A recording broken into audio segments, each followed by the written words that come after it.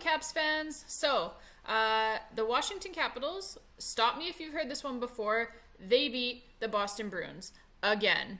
I'm shocked. Shocked! Well, not that shocked. Yes, it's true. The Capitals have beaten the Bruins in 17 of their last 19 head-to-head meetings. But I don't know about you. I'm not bored of it yet. It's still just as much fun as it was the last 16 times, right? So anyways, we're here. We get to recap yet another Washington Capitals win against the Boston Bruins. Here we go. Honestly, this was maybe the most exciting 1-1 hockey game in the history of the universe. Both teams playing it like a playoff game. It was great to watch. It was great hockey. And I've also come to the conclusion that the Toronto Maple Leafs would get absolutely destroyed by either of these two teams. Which is relevant because up here in Canada, the Canadian media awarded the Stanley Cup to the Maple Leafs about 3 weeks ago now. Seriously, how bad is that North Division, though? In the words of the great Herb Brooks, it is like a bunch of monkeys trying to hump a football out there. That's what it's like watching the North Division, the Canadian Division, whatever you want to call it. Anyways, back to our game where big boy hockey was being played. The Caps had a ton of scoring chances, outshooting the Bruins 28-19 for the game. They also held the Bruins to just 2 shots on net throughout the entire first period, which was hilarious. And honestly, this is something that is worth talking about a little bit now under new head coach Pierre Laviolette. Because the Caps defense, we all remember, it was atrocious last season under Todd Reirden. We all remember that, right? I know we're trying to forget Todd Reirden era defense, most of us still having PTSD. But yet now, with Pierre Laviolette, the Caps are allowing less than 30 shots on net per game. And it has taken some time. Obviously, it takes time to adjust to a new system, and obviously even more so than usual because it was a shortened training camp, right? This season because of the COVID-19 pandemic, no preseason games, fewer practice days throughout the season because of the compressed schedule, et cetera, et cetera, et cetera. There's been a lot of things going on that make it even more difficult than usual. So yeah, it has taken some time. But now it seems like the Capitals have arrived, so to speak, and it was worth the wait 100%. As over the last month now, since February 4th, the Caps are allowing just 26.8 shots against per game. That's good for second in the entire National Hockey League over that span. Yes, that's right. Our Washington Capitals playing defense. I imagine that this is what it feels like when you have a kid and they come home one day and they just got an A+ on their math test, right? Like, I just feel so proud. And you know what? The Capitals have not sacrificed any offense in order to make the dramatically improved defense happen either, as they're still the 4th highest scoring team in the NHL overall this season. They're just playing a way better all-around game than they were last season under Todd Reirden. I realized the bar was set down here pretty low under Todd Reirden, but they're playing much, much better under Pierre Laviolette this season. So like I said, a ton of scoring chances for the Caps in this game and not many for the Boston Bruins.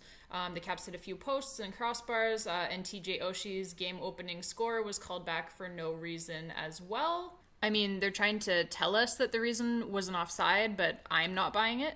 I'm buying it even less than I buy low-calorie beer, which is to say that I am not buying it at all.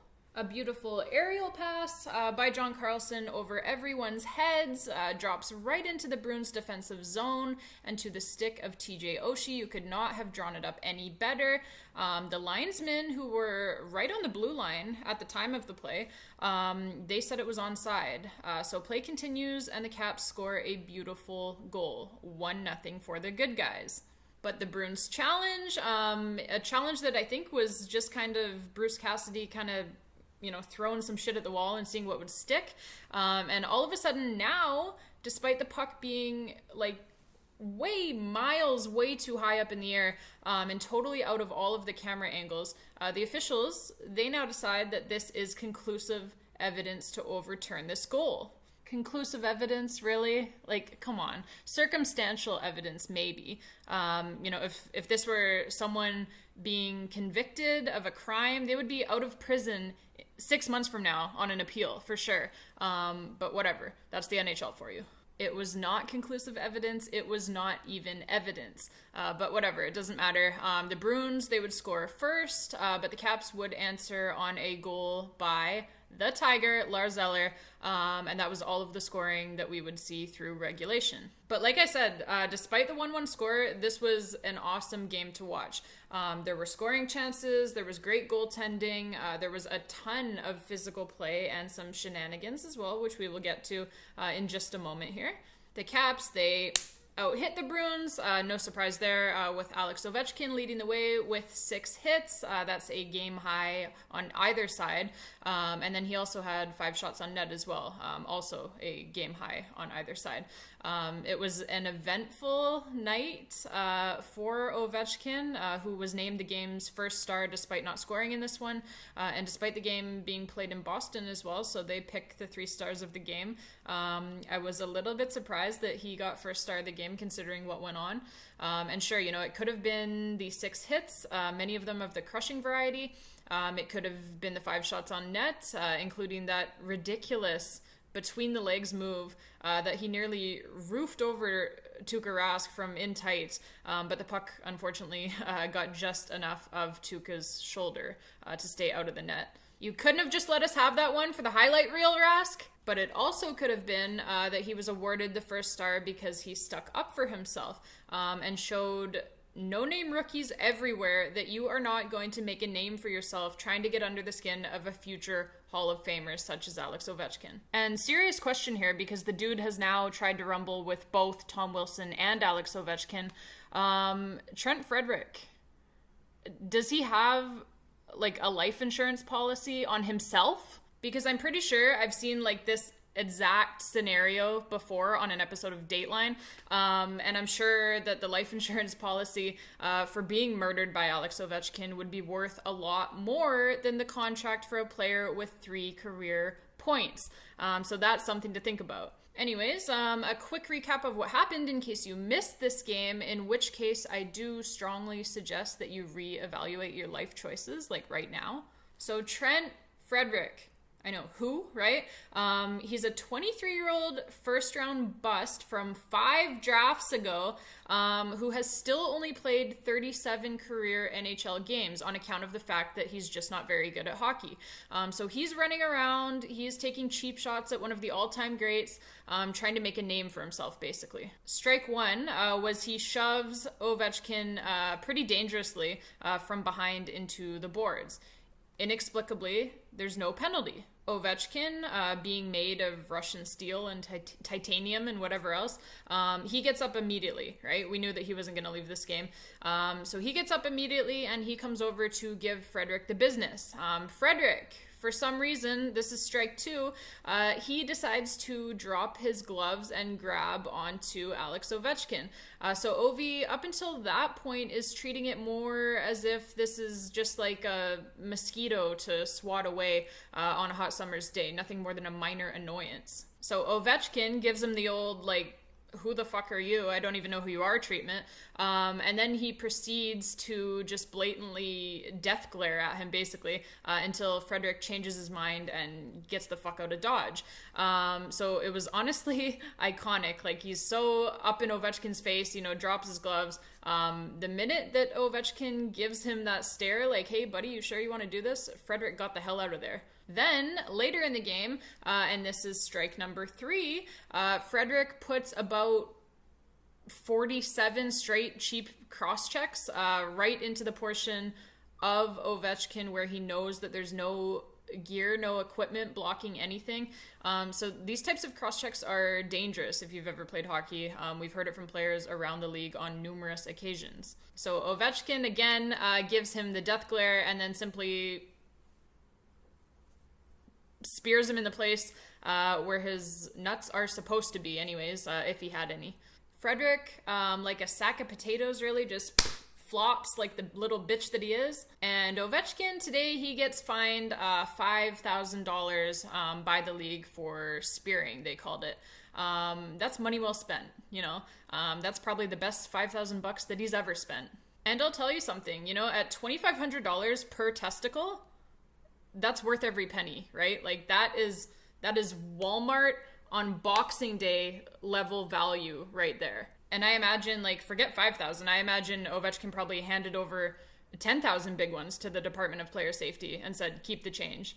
That's what we call an investment, kids, and it will pay dividends. Because you see, as many fans from all around the league were pointing out on social media and elsewhere, you can't come in with 3 career points, running around, running your mouth, and thinking that you're entitled for some reason to the chance, to the opportunity to drop the gloves with a guy like Alexander Ovechkin. You have to earn that chance by staying in the league, number one, by doing something other than running around acting like a little punk-ass bitch, basically. It's the unwritten code of the NHL, and it's been that way forever. So Ovechkin, he's like, hey, you wanna run around, you wanna act like a punk? You're gonna get punked then. Right up where the sun don't shine. And the real beauty of this for Caps fans is that Ovechkin, he's one superstar who absolutely does not need any help whatsoever taking care of himself. He fights his own battles, and he almost always wins too. He's a rare breed. He scores 50 plus goals every year, but he's also 240 pounds of solid muscle. He will knock you the fuck out if he wants to, as Andrei Svechnikov found out in the 2019 playoffs. Svechnikov, who is the same height and weight as Trent Frederic, he also made the same mistake of trying to fuck with Alex Ovechkin. He was another, young guy coming in, wanting to make a name for himself. The difference, to Svechnikov's credit, is that he actually does have some offensive skill as well. He can actually play the game of hockey, unlike Trent Frederic. But yeah, Svechnikov, he's a young guy. He wants to make a name for himself. He asks Ovechkin to dance, to drop the gloves. And then this happened. Fight with him. Here we go. Ovechkin and Svechnikov trading right hands. Oh, your kid's knocked out. You got to get help. Get the trainer out there. Hurry up. Get out there. That's fighting out of your weight class. That's a KO. You admire the courage, but man, oh man. Good night, Cheyenne. Thanks for coming out. Ovi with the one-punch TKO. Sleep tight, kiddo. Anyways, this game against the Bruins was tightly contested, right? And it's a valuable 2 points in the standings.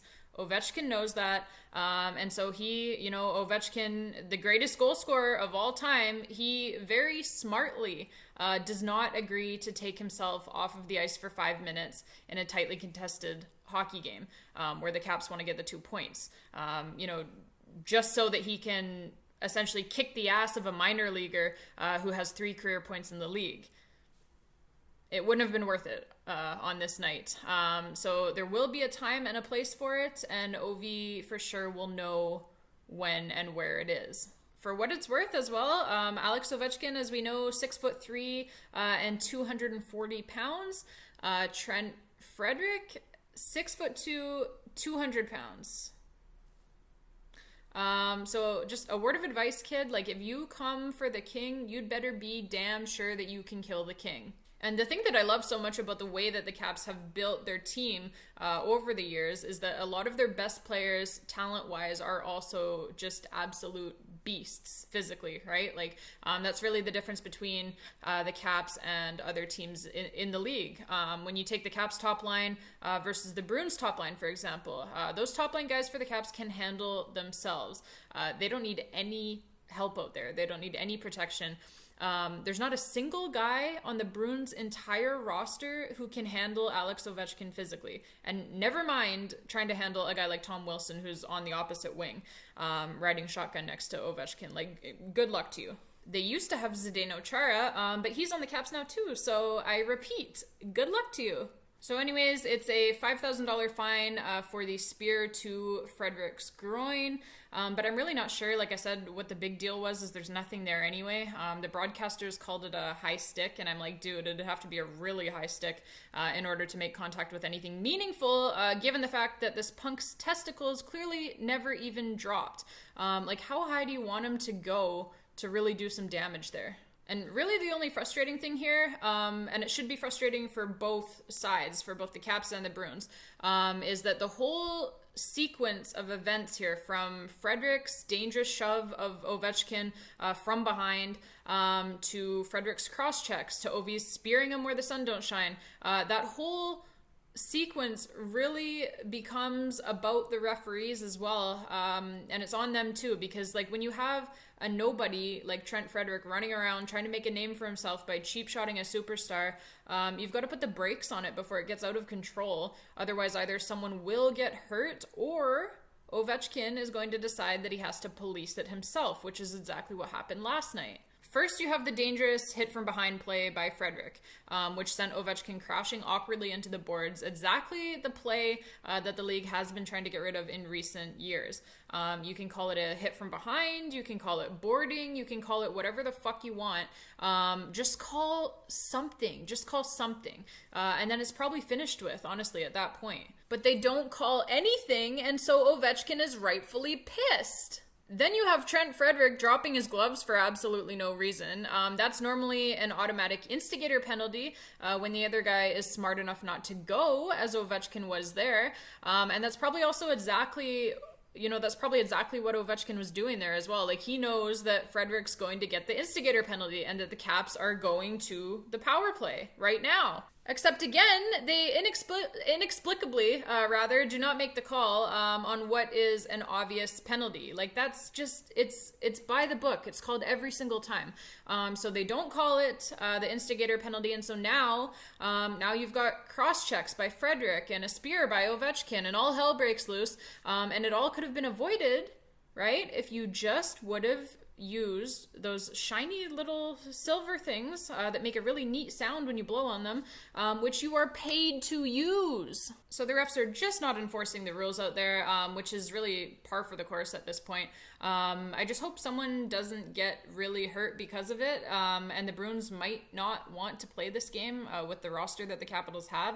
I love the ref stuff personally, like I'm a big fan, but I still don't want to see anyone get seriously injured because the refs are fucking out to lunch, right? Not doing their jobs, standing around with their thumbs up their asses instead of, calling the game and keeping things reasonably under control. Like, is that too much to ask? Anyways, the Caps would get the 2 points, which is really all that matters at the end of the night, right? And they had about, I should mention as well, like, it went past regulation, obviously. They ended up winning in a shootout, which we'll recap a little bit here. But the Caps had about 50 grade A scoring chances in overtime, but Tuukka Rask saving all 50 of them. He was having himself a night. And so it did remain scoreless until the shootout, where Jakub Vrana, he would beat him with a sick move. The old leg kick, the fake, and then he just dances right around Rask to deposit the biscuit in the basket. And Jake's shootout goal on the first attempt would prove to be the game winner. As Calder Trophy candidate, get used to hearing that, Vitek Vanecek, he would stop all three of the Bruins attempts for the shootout shutout. That's going to be a new thing. Shootout, because he can't seem to, for the life of him, get one through regulation. There always seems to be just one thing that goes wrong. He will get one eventually, but he was close in this one. But with the shutout, he gets the win again. And, like, how great has Vanecek been, man? Like, I'm such a Vanecek stan at this point. I love him. He's awesome. He's 5-1-1 in his last 7 games with a 1.84 goals against average and a 928 save percentage. Tied for first in the NHL in wins, third in goals against average, and sixth in save percentage over that span. What an absolute stud. I know everyone is talking about Kaprizov for the Calder Trophy, Minnesota Wild forward, right? But I'm fully leading the Vitek for Calder campaign if y'all want to join in. Also, I would just like to make reference to my my shirt here. Make sure you guys can see it here. Yep, there we go. Just want to make reference to that and just point out how special I think it is, really, that Pierre somehow still finds a way to talk about how great he thinks the Pittsburgh Penguins are, despite all of the facts. Like, despite the Penguins not having even been a participant in this game, for one thing, this is a Capitals versus Bruins game. He's talking about the fucking Penguins. And despite the fact that the Penguins are currently not a playoff team, that fact apparently is but a minor inconvenience for Pierre Maguire. He's something, he's kind of like that 10-year-old kid who is just so attached to his baby blanket that, like, you just can't get him to give it up, even though that blanket is old and tattered and smelly and shitty at this point. But at least he's consistent in his convictions. I will give him that. You stay true to you, Pierre. And I, for my part, I will stay true to the mute button every time that it is an NBC broadcast. That's me, living my truth. In all seriousness, this was a great game between the Caps and the Bruins. If you're a hockey fan, you love this one. I can't wait to do it all over again tomorrow. The Caps are 7-1-1 in their last 9 games with an NHL best 15 points over that span. It's been fun, so let's keep it going. And until next time, babes, let's go Caps.